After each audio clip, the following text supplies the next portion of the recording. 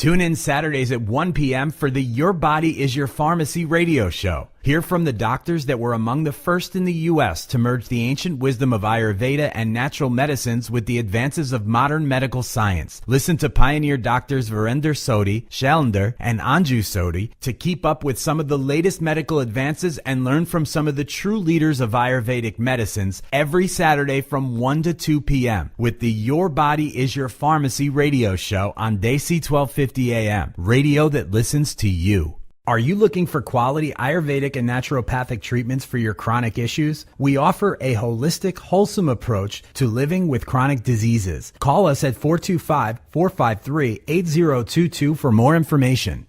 If you or someone you know is diagnosed with cancer and is interested in adjunctive holistic approach, please come and meet our doctors at Ayurvedic and Naturopathic Medical Clinic or call us at 425-453-8022. That's 425-453-8022. Panchkarma detox treatments are a great way to utilize natural healing mechanisms of the body. Our clinic in Bellevue, Washington offers over 36 years experience in Ayurvedic treatment. Call us for more information about our Panchkarma treatments at 425-453-8022. That's 425-453-8022. If you're suffering with diabetes, heart disease, hormonal issues, digestive issues, and other chronic health issues, we offer comprehensive Ayurvedic and naturopathic treatments to reverse your diseases. Call us at 425-453-8022 for more information. Hi folks, this is Dr. Virender Sodhi, and I come with beautiful topics every day on the health and what we can do to stay healthy and stay disease-free. Today we have a very interesting topic of the poop or your bowel movement. It's all about poop today, and we are going to talk about what is your poop should look like, what kind of things you will see when you see a change in your poop, different diseases which has been linked to the poop, and we will also talk about what you can do to help your poop to be healthier, because your digestive system is your furnace, is your engine. And if your engine is not working properly, you can never have a healthy system. You cannot have a good, robust immune system. You cannot have a robust assimilation. You cannot absorb your nutrient very properly. So you can well imagine that how important is our poop.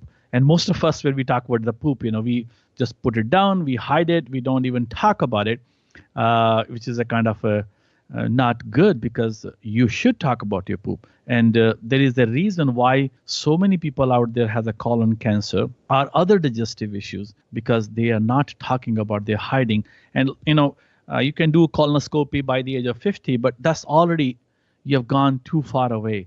And colonoscopy may not really show us all the things which is going on inside, because you're just putting the camera in there trying to look around.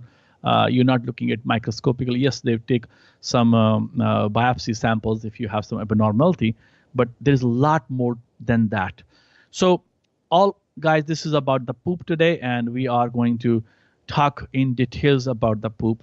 So your digestive system, when you start eating food, the food travels through your stomach and goes to your intestine, then it goes to the colon, and then you start to pour in the juices, enzymes, hormones, blood, and many other mucus. There's so many things pour in there, and there is a lot of role of different kind of bacteria.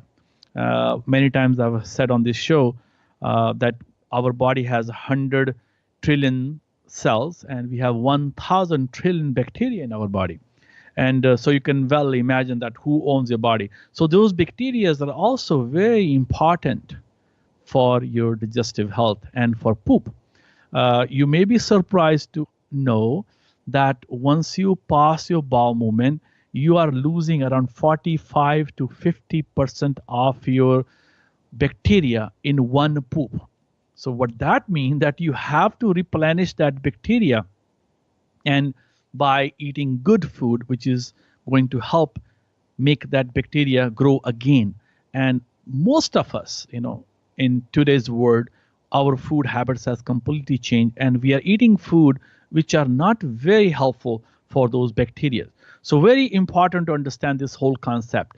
And when a patient comes to a Ayurvedic doctor, we ask a lot of questions about the poop. And many people out there say, oh, nobody asked me that question. They just asked me, do you have a bowel movement? Recently, there was a patient who came to me, and he happens to be my patient for many years. And but he had an emergency. He was admitted to the hospital. He has acute abdominal pain. And so first they put him some IV fluid, and they could not understand. They put him on narcotics to relieve the pain, and which did not help the pain. It was more worse. And finally, they did a CAT scan of the abdomen. And when they did the CAT scan of the abdomen, they found out that his abdomen was full of poop, full of the bowels. And it was, just impacted. The whole intestines were impacted with the stool. So, and he was asked to take a laxative. And as soon as he took laxative, his symptoms started to improve. And he came next day to me and said, Dr. Sodhi, I should have come to you because the first question you asked is, how's your bowel movement? And they never asked me this question. And I went through so many examinations and so many expensive testing. CAT scan, is the one thing is you're exposed to around 1,000 x-rays. And on top of it is pricier. So you can see that, simple question about bowel movement is so important. And this is a typical case which I just presented in front of you. So, when you come to an Ayurvedic doctor, we always ask, how's your bowel movement, and what it look like. So the first is how often you should go to a bowel movement.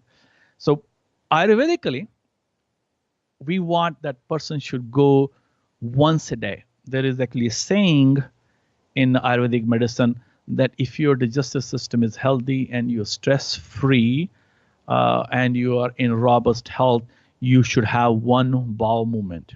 And they call it one for yogi. Yogi is a person who does yoga and he eats healthy, and he is not get involved in the worldly things. The emotions are not going right or left. He stay very centered. And so one bowel movement, person who is in balance. And two, person who is in the worldly thing. He got attached to emotions, anger, frustration, anxiety, irritability. And then three bowel movements are considered like, okay, you have some kind of stuff going on with you. So this is the Ayurvedic perspective, but I think we are not living in a perfect world today.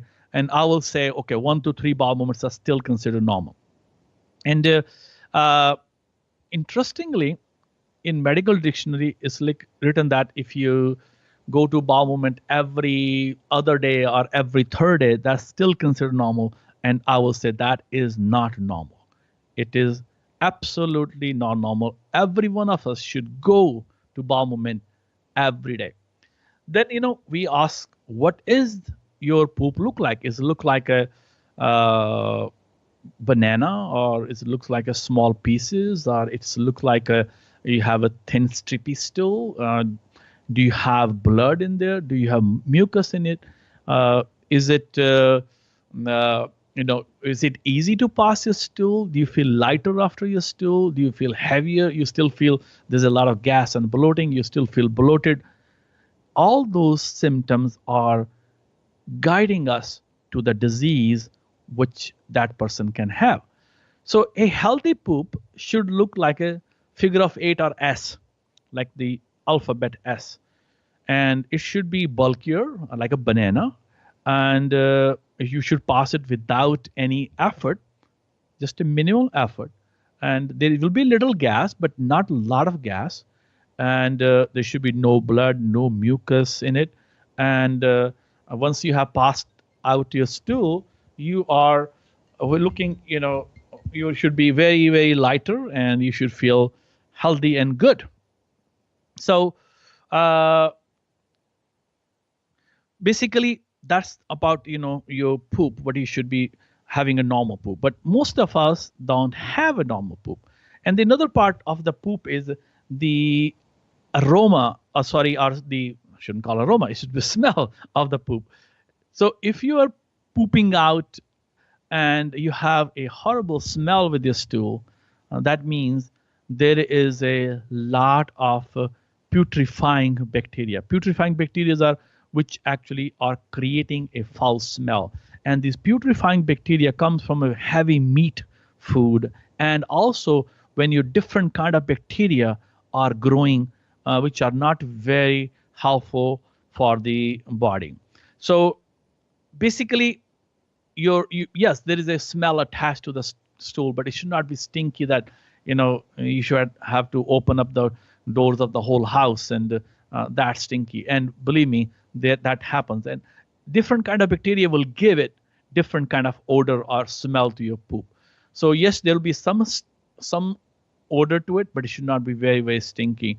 So that is one way of looking at it. There is also a scale which was designed in 1990, and it's called Bristol Stool Scale. So this stool scale is there to make what kind of your stool looks like. And so there is another terminology which I want to put over here again, is called transit time. So transit time is when you eat food from your mouth and how much time it takes to come out. And usually that transit time is about 24 hours to 72 hours. So those are still considered within normal limit. So when you eat the food, it should come out between 1 day to 3 days. So that is 24 hours to 72 hours. And but once you are passing your stool too quickly or too delayed, those are problematic. And there are ways of checking that out. The simple method is of checking out your transit time. Eat the corn. And corn has a very hardy skin and it's difficult to chew that. And so unless you chew it very, very nicely. So when you eat the corn, you will see the corn, some of them will show up in your poop, in your stool. And you can say, okay, I ate this on Monday morning at 8 a.m. or Monday afternoon, and I saw that corn again in 12 hours. That means your transit time is faster, which is not good because that means you're not going to absorb your food properly. And if it's taken up to more than 72 hours, 4 days, that means it's slow. It's not best for you too. That means your food is staying inside you too long. So coming back to the Bristol stool scale, there are 7 kinds of stool scale. So there's called type 1, type 2, type 3, type 4, that way up to type 7. So the type 1 stool is very hard, almost like a pellets or goat pellets or like nuts and seeds and hard to pass. So that's called type 1 stool. And type 2 stool is look like a sausages but lumpy, and it's like a there is a very dried kind of compacted stool. And the type 3 stool is look like a sausage but is with the cracks on the surface. It's not lumpy. And the type 4 looks like almost like a banana.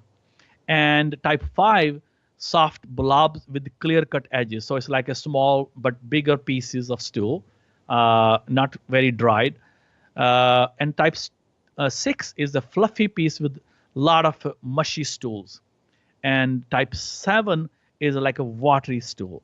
So these are the 7 categories. And so the first 2, where you have a very hard stool and the sausage type, but very, very hard, lumpy, are considered constipated. And the stool from the 3 to 5 are considered normal. So that means the stool which is like a sausage but with cracks but not very dried, banana shaped, or soft blobs like a small pieces but clear cut edges are considered normal. And stool type 6 and 7, where the fluffy and mushy stools and watery stools are not considered normal and they are considered as a diarrhea. So this is the Bristol stool chart, and you can also see where are you in your stool when you have this and when you pass out. So most of us, this is another interesting funny part, is most of us, we don't look at your poop at all. We are either reading, or nowadays we have these all PDAs and cell phones, and we're too busy on WhatsApp or Facebook, and we are looking at it, and we flush it out and wipe it, and then we are all done. But that is not the way it should be. You should always look at your stool. Now there are some toilets which has been designed with the sensors in it, and those sensors can check if you're passing blood or pus or your sugar in your stool, and it pops on the screen. But you can also do it by just looking at it. And if you see your stool is like a S-shaped, like a banana, and you should pass it with ease without much difficulty, no blood, no mucus, your stool is normal. You should be healthy. And but if you're not one of those, you have some issues going on, and you should seek some immediate help. A lot of times, when I see patients, they say, "Oh, I'm having bowel movement every day." Perfect. But when I palpate their tummy, I palpate tons of stool in the abdomen, and I tell them, "Oh my God, you're full of stool in there." That is real, because you have so much impacted. And a lot of times, people, when they do X-ray and for some other reason, and you see the radiologist will read that as a gas shadows, but that gas shadows are nothing but the impacted stool. So whenever you have impacted stool, you are not actually emptying your stool properly, and no wonder, because people get diverticulosis, diverticulitis, which means the intestine walls get pushed out, they get hyperextended, and then sometimes they get infection, and that is called diverticulitis, and that can be very painful process, and sometimes you end up having surgery, and people sometimes rupture it, and can be very dangerous. So very important for people to understand that. So always note the change in your bowel behavior. Is it, you have a normal bowel movement, and all of a sudden you're getting constipated? What is the cause of it? Are you drinking enough water, or is it food, or is it something underlying disease causing it? You can also see if you have a diarrhea all of a sudden, and what is causing it. So these all different diseases will tell you that what kind of stool you will be passing. There is a lot of other things which can really cause the bowels to be, not very happy. Very common, which we see in our clinic, is food sensitivities. And one of the major food sensitivity is to gluten. Gluten is present in wheat, in barley, in rye, spelt, kamut. So these 5 grains are heavily gluten grains. So these are again wheat, barley, rye, spelt, and kamut.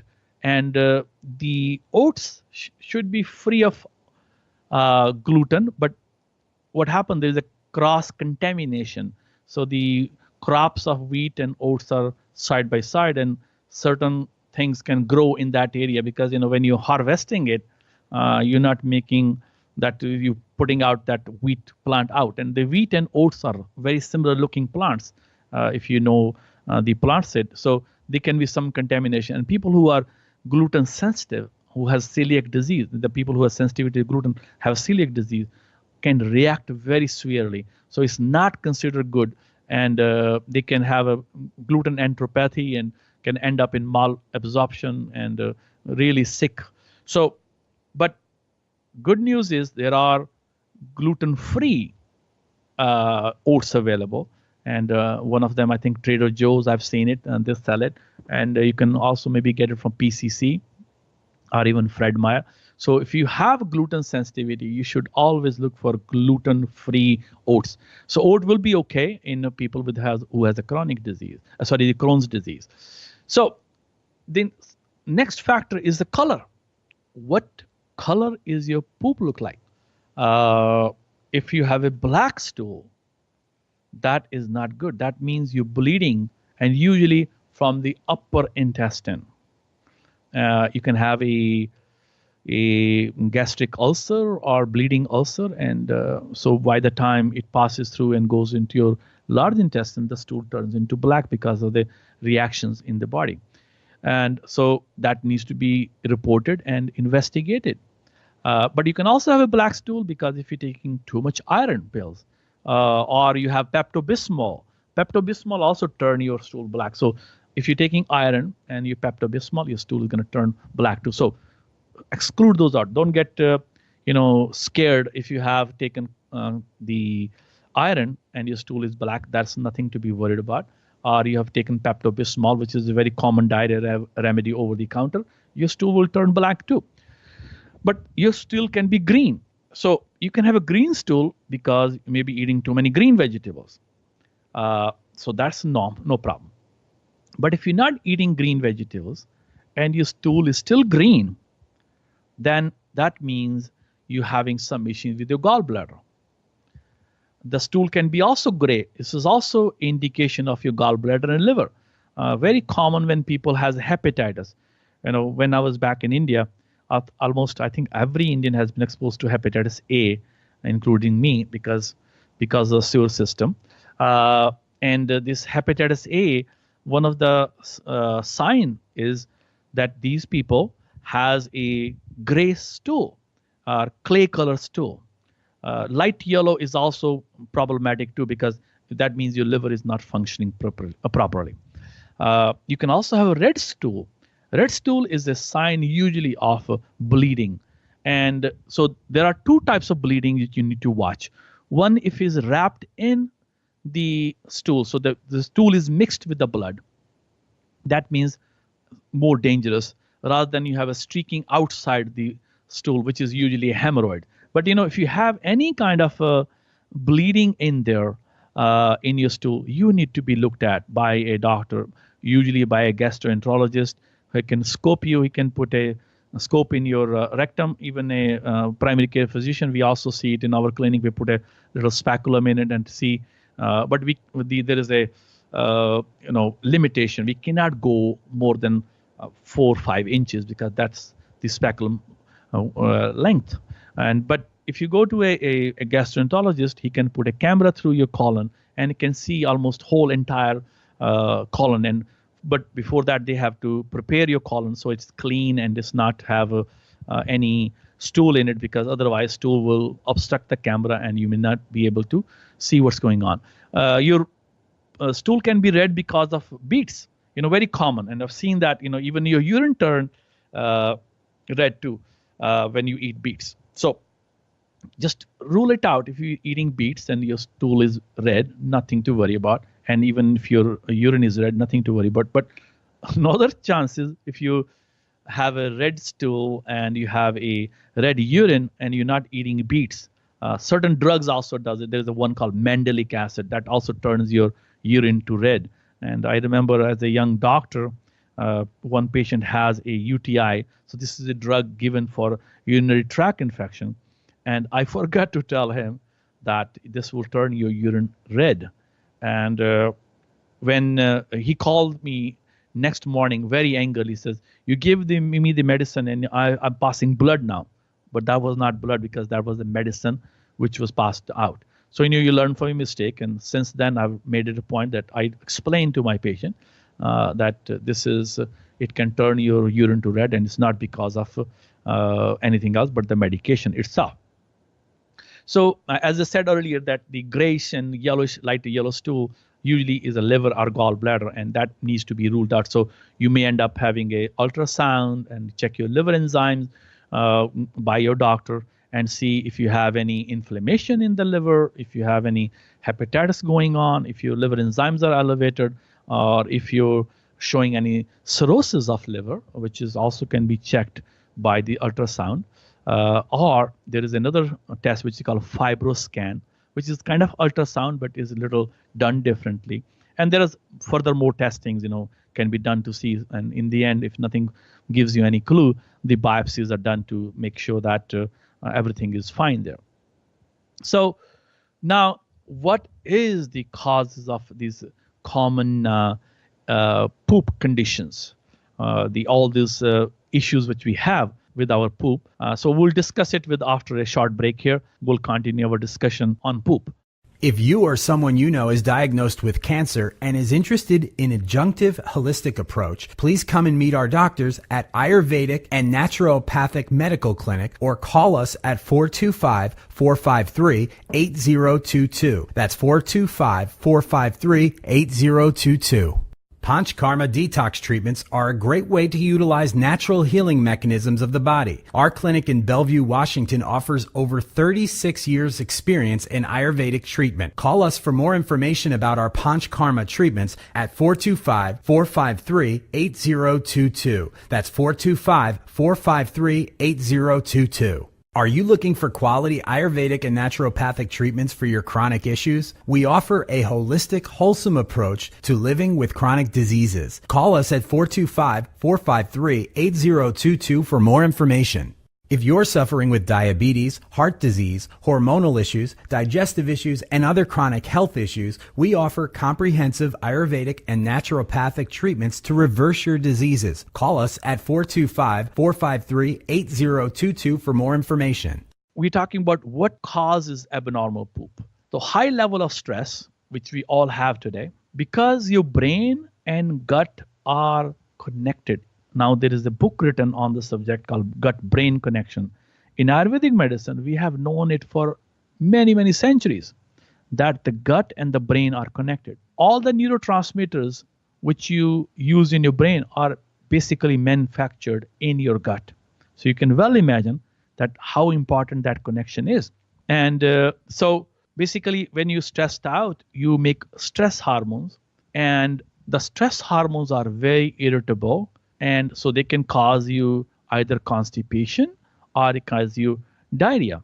The irritable bowel syndrome, which is a very common digestive disorder, and it relates to high level of stress. And so whenever you're feeling stressed, your brain is communicating to digestive tract in a different way. There are, ways you can reduce your stress. You can do meditation, you can do yoga, you can walk, you can talk it out, you can journal, you can write down what is bothering you. Those are the easy and best way of taking care of your stress level. And meditation, is an amazing tool. I enjoy walking myself along with my wife, and we walk almost every day, and we make it a point. And now we have a Fitbit, and both of us, we make point that we are walking at least more than 15,000 to 20,000 steps every day.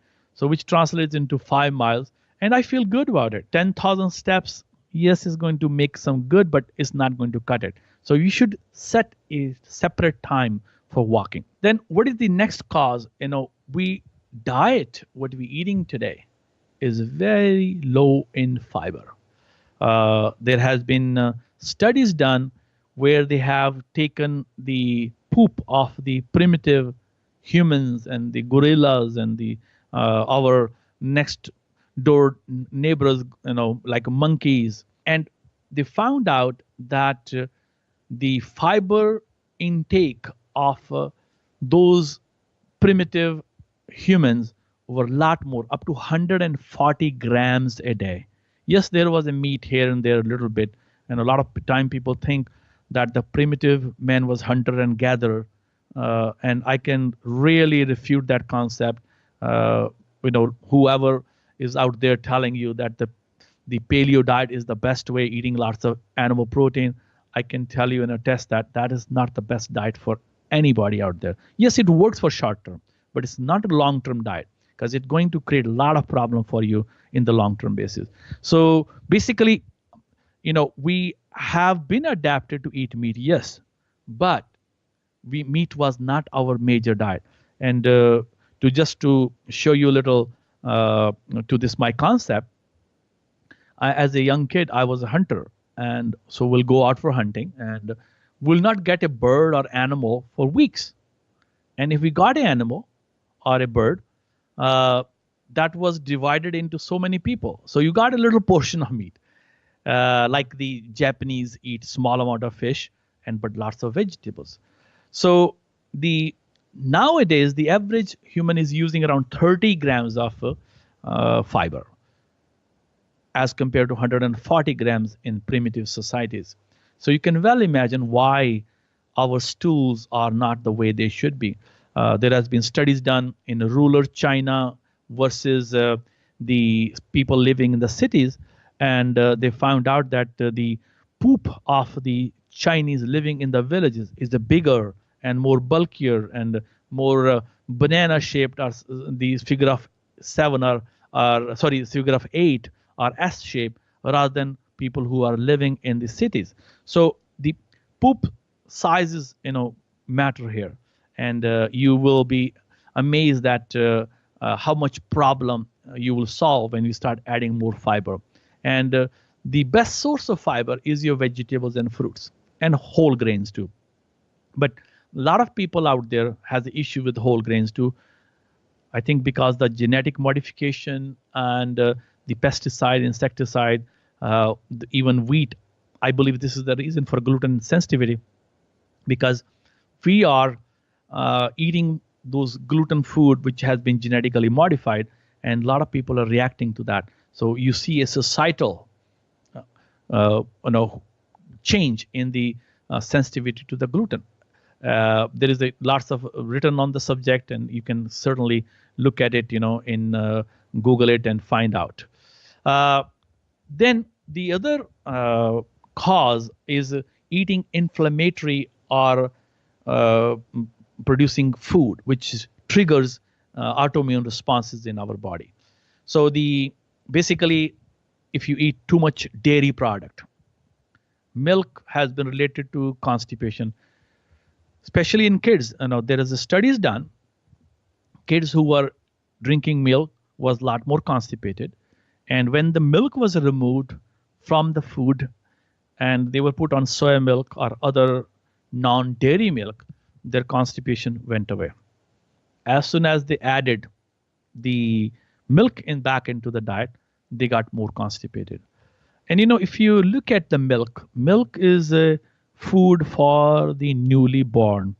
And so a mother may be milking up to 1 year, rarely beyond 1 year. So that means first year of your life, milk is important food. And a lot of time, especially my Indian population out there, when I tell them don't drink milk, and so they put two concepts in front of me. Says, Ayurvedically, milk is so good. Yes, Ayurvedically, milk was good. But that Ayurvedic milk was entirely different the milk which we are drinking today.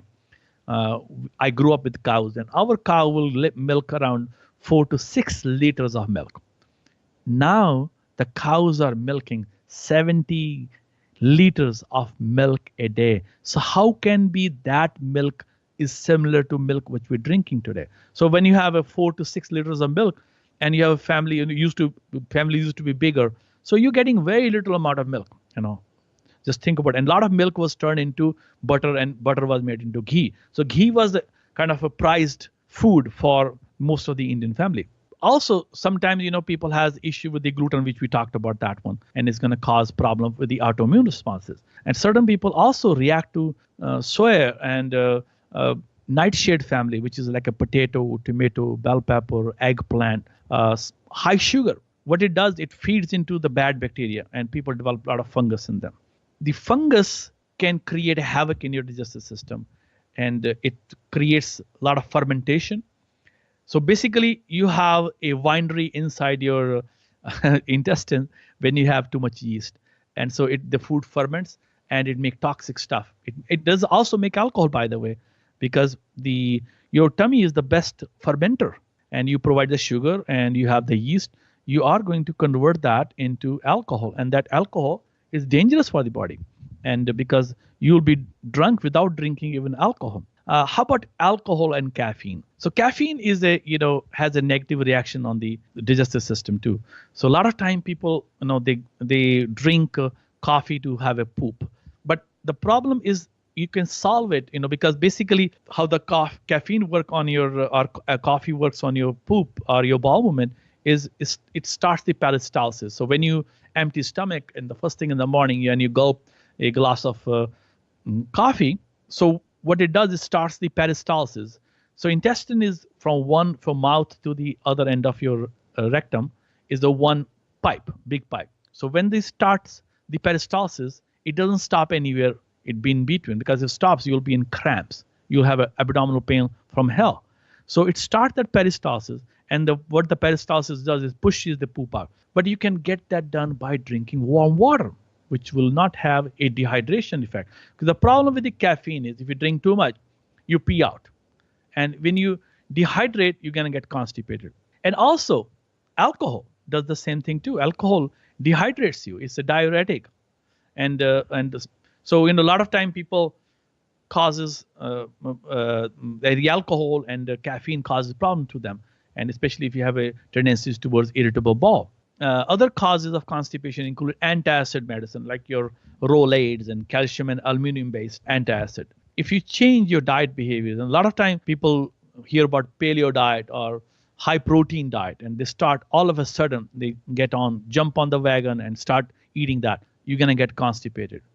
Colon cancer, dairy product, eating disorders, people who are eating disorder, irritable bowel syndrome, a certain neurological condition like Parkinson's disease or multiple sclerosis because the nerves are not working properly. If you're lazy bum, you're sitting on couch, you're going to have issue with your bowels. You don't drink enough water or fiber in your diet, or you use laxative too much. Pregnant ladies can attest to that. When they're pregnant, they get constipated. You know why? Because the baby is pushing against the intestines and it's kind of blocking the pathways. Certain diseases like gastroparesis, where the nerves in the supplying the stomach and the intestines are not functioning properly, cause problem there too. So there are other medications too, like especially the narcotics and antidepressants and iron pills. They can cause constipation too. Narcotics are notoriously famous, and iron pill also will make you constipated. The antidepressant can go both ways. You can have a diarrhea or you can have constipation. And the other condition which can also cause the constipation is underactive thyroidism, the hypothyroidism. So your thyroid is not functioning properly. And I just want to put a word out there that a lot of people out there has underactive thyroid, and it's not diagnosed properly by the doctors. In my clinic, I think almost 30% patient has underactive thyroid. And one time I met a doctor, oh, you naturopaths, you diagnose everybody with the hypothyroidism. That's not true. That's not at all true. But you're not looking, the mainstream doctors are not looking at thyroid as a whole. There are a lot of symptoms attached to the thyroid. Thyroid is your metabolic machine, hormone.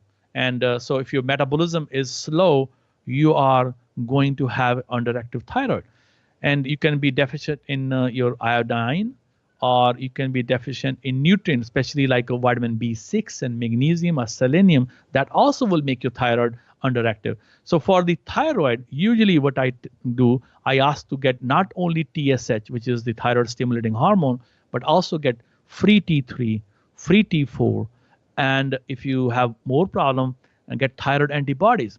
And a lot of times, you can this be all normal, and the thyroid antibody shows, oh my God, there is a autoimmune response, and the thyroid is being blocked. So all these things, can really make a huge difference when you taking and having a problem. So then, there are lots of other things which is causes the diseases which has a issue with your digestive system. And one of them is constipation and the kidney disease. The more constipated people are, they have more kidney disease. I have seen a lot of kidney failure patients, and I'm very happy to report that we have been able to reverse kidney failure in many patients, many patients. And people who were told at the University of Washington, okay, be ready, we'll do dialysis in a couple of years, and we'll keep watching you. We'll wait and watch until your kidney completely fail. We'll put you on a dialysis. Dialysis is a bad news, as you all know, because then you have to be get dialysis every week or sometimes more than a week, depending upon how your body is making those toxic load in you. But when we improved the gut flora, we improve the mobility of the gut, the kidney disease start to reverse. I have not one, two, but many patients who has reversed the kidney disease. One patient comes to my mind who came from University of Washington, and her doctor told, okay, we have to put you on an ACE inhibitor, which is good to give for kidney, so it doesn't further damage the kidney, although I'm not very convinced with it, but that's the common practice. And then she was put on blood pressure pill, because when your kidneys start to fail, your blood pressure goes up. And she was, says, okay, this is then come back in a couple of years, we will start doing dialysis on you. And she came to us, we evaluated her, and we put her on herbs, and we also did a Panchkarma detoxification program on her. And she talked to her doctor that say, hey, I'm doing this alternative treatment. And her doctor completely, the nephrologist, scared her, says, okay, your kidney is going to fail more, and you don't know what you're doing. You're going to quacks, and your system is going to fail. Then you're going to come back to me and in bad shape, and you'll be the worst, and I will be not very happy at that time. So that patient got very scared, and she talked to me, says, okay, I have treated this patient before, and believe me, if anything, you're going to get better. But trust the, it's not it's a slow process. It's not very quick.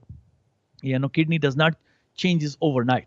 But we should wait and watch, and we should use a corrective measure to, so that, we can, change and watch what blood test shows. And if your kidney functions are going in a reverse order, we are not going to, continue the treatment.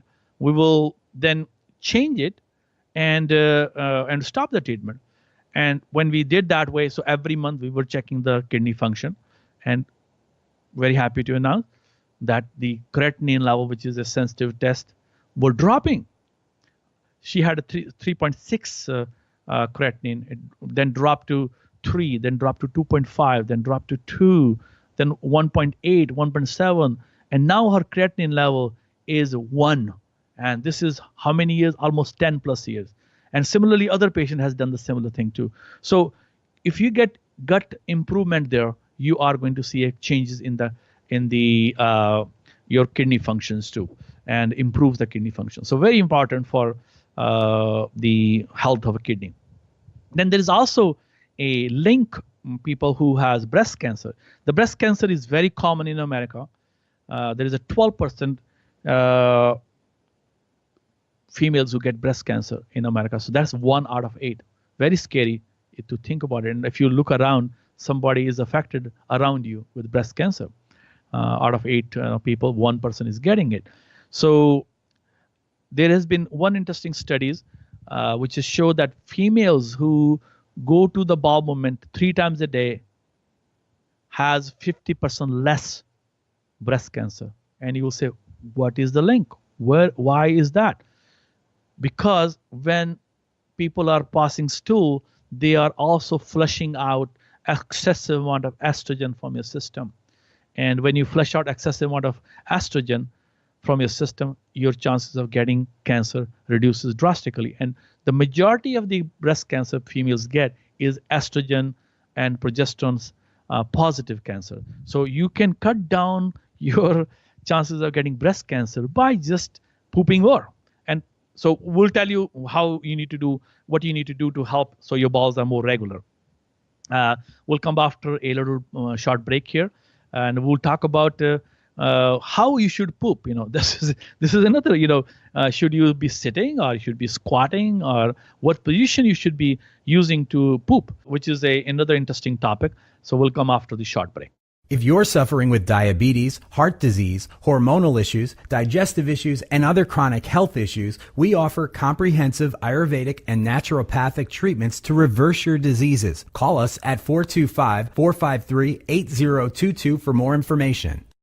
If you or someone you know is diagnosed with cancer and is interested in adjunctive holistic approach, please come and meet our doctors at Ayurvedic and Naturopathic Medical Clinic, or call us at 425-453-8022. That's 425-453-8022. Panchkarma detox treatments are a great way to utilize natural healing mechanisms of the body. Our clinic in Bellevue, Washington offers over 36 years experience in Ayurvedic treatment. Call us for more information about our Panchkarma treatments at 425-453-8022. That's 425-453-8022. Are you looking for quality Ayurvedic and naturopathic treatments for your chronic issues? We offer a holistic, wholesome approach to living with chronic diseases. Call us at 425-453-8022 for more information. So we're talking about what position we should poop in. You know, I come from India, as you all know, and in India, not now, but when I was growing up, we didn't have toilets. So my father, wherever he will go, he was a principal of schools. So he used to make those septic toilets. And it was like a makeshift, simple military style toilets. And so we will have the wood structure with a little hole in there and a fence around it to just give you privacy. And so we'll sit in like a sitting position and squat on it and poop. And just to interestingly, this is, to note that there has been studies done on now that is the best position to poop. If you're squatting down, so most of the Indians and the Japanese and Chinese, they were pooping that way. And even their toilets were designed that way. So they have a kind of like a hole in the ground. So it's like a floor level and the toilets are underneath it and you sit down and you poop. If you go to Japan at the airport, you can see that toilets. I don't see that in India, by the way, but I think Japanese are really, very wonderfully stuck to their some of those traditions. This is one of them. They have mixed. They also have a Western style too, but they also have the Japanese style toilet there too. And if you really don't believe me, whenever you have a chance to go to Japan, go and visit that. You'll be very, very pleased to see. And especially, I think people from America will have a lot of difficulty sitting on that because we are not used to sitting. But that is the best way to poop. But all of us right now, we have Western styles, which is like a sitting. And this is not the best way because when you're sitting like this, you have your angle to your intestine to the rectum is 90 degrees. That 90-degree angle also get pinched at the rectum. So you're not going to pass out your stool properly. But when you're sitting in a squatting position, your angle is 140 degree. And this is, this been measured by doing special studies. And actually, I wrote an article on it, and you can go on my Facebook page, ayurvedicscience.com, also on ayurvedicscience.com, and you can read all those papers which we have talked about, that the angles and stuff there. So when you are sitting, squatting, your chances of getting gallstones and diverticulosis, diverticulitis, appendicitis decreases. And the also hemorrhoids and varicose vein, because when you are straining and you're sitting in a different position, you are putting a lot of pressure in your rectal blood vessels and causing the problem. So you can see that even sitting position with the way we're doing it is not good. So what you can do right now, we all have the Western toilet, including my home. When I was writing on this, I was thinking maybe you should get a toilet from India. But then, we have to design the house differently. So I think it has to make a little down hole and then have to have a little hoarding stuff in the ground. It can be done. It's not difficult to do, but it can be done. What you can do, you can sitting on the toilet seat, you can lean forward and you can put your hand on the ground and that changes the angle. So this is simple. So maybe, you can start all doing that one. The angle will change and you will have a little much better bowel movement with that. There are lots of stuff which I need to discuss with you. I think we're going to have a timeout pretty soon here. Let's talk about another interesting topic, the pH of our poop and colon cancer. So the higher pH means more alkaline pH is related to cancer. They have done studies on there where they've checked the stools of North Indians and South Indians, and the North Indian poop was a little on the acidic side, when the South Indian poop was on the alkaline side, and they had more colon cancer than the North Indian. So interesting.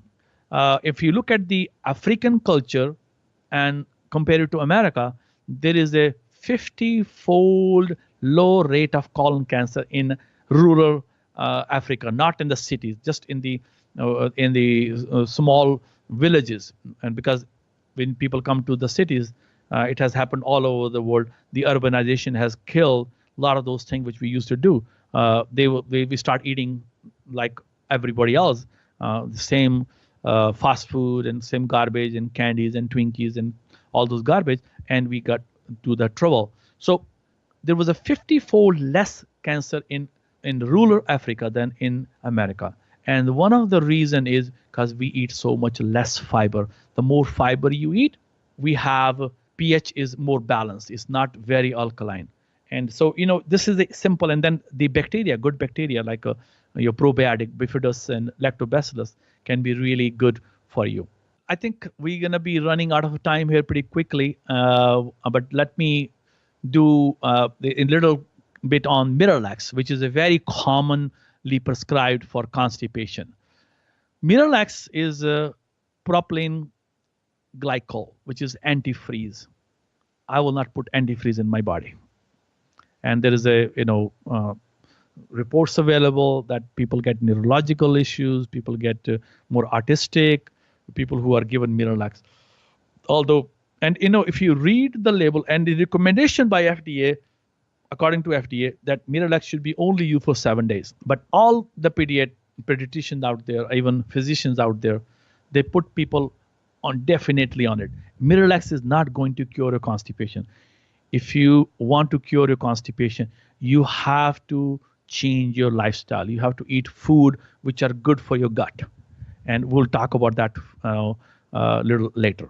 So basically, what you can do to help your whole body. One thing, as soon as you wake up in the morning, drink 2 glasses of lukewarm water. Remember we talked about the coffee? And when you drink lukewarm water, you are going to start the peristalsis and you are going to flush it out. And that's the easy way, and you're not going to get dehydrated with it. When you are going to on the toilet, sit on the toilet, lean forward so the angle changes and you have effortless passing of the stool. Add more fiber in your diet. The fiber will come from vegetables. Fiber will come from the whole grains.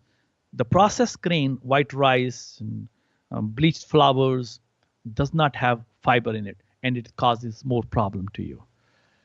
Also, when you're starting to add vegetables, don't start adding vegetables all of a sudden. Don't start with 7-8 cups of vegetables every day. You will have problem. You will have gas. Slowly add 1 cup. Maybe 1 week, 2 cups next week, 3 cups next week.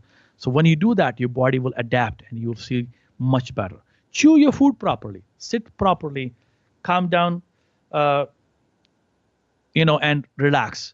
And there are some herbs which you can take, like trifla, probiotics, ginger. Those are all helpful for your, helping the bowel movement properly. So I think you got my point. And eat healthy, and then enjoy healthy bowel movement daily. And we'll come with the next week with a wonderful topic again. Have a wonderful day. Are you looking for quality Ayurvedic and naturopathic treatments for your chronic issues? We offer a holistic, wholesome approach to living with chronic diseases. Call us at 425-453-8022 for more information. If you or someone you know is diagnosed with cancer and is interested in adjunctive holistic approach, please come and meet our doctors at Ayurvedic and Naturopathic Medical Clinic or call us at 425-453-8022. That's 425-453-8022. Panchkarma detox treatments are a great way to utilize natural healing mechanisms of the body. Our clinic in Bellevue, Washington offers over 36 years experience in Ayurvedic treatment. Call us for more information about our Panchkarma treatments at 425-453-8022. That's 425-453-8022. If you're suffering with diabetes, heart disease, hormonal issues, digestive issues, and other chronic health issues, we offer comprehensive Ayurvedic and naturopathic treatments to reverse your diseases. Call us at 425-453-8022 for more information.